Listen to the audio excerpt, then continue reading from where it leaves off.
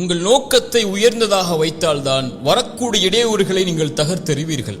ஒரு மனிதன் தன்னுடைய இலக்கை லட்சியத்தை சந்திரனாக வைத்தால் அவன் விழுவது நட்சத்திரத்திலாவது இருக்கும்.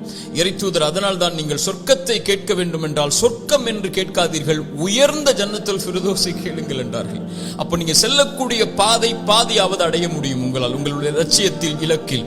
மதீனாவில் வறுமையில் அகலுடைய போரில் வயிற்றில் கற்களை கட்டிக்கொண்டு அந்த நேரத்தில் கூட மதீனாவில் உட்கார்ந்து கொண்டு தன்னுடைய தோழர்களுக்கு இறைத்தூதர் ரோம் வெற்றி கொள்ளப்படும், பாரிஸ் வெற்றி கொள்ளப்படும், மதாயினுடைய கோட்டைகள் வெற்றி கொள்ளப்படும் என்று சொன்னார்களா இல்லையா? ஏன்? இலக்கை தூரமாக வைத்தார்கள்.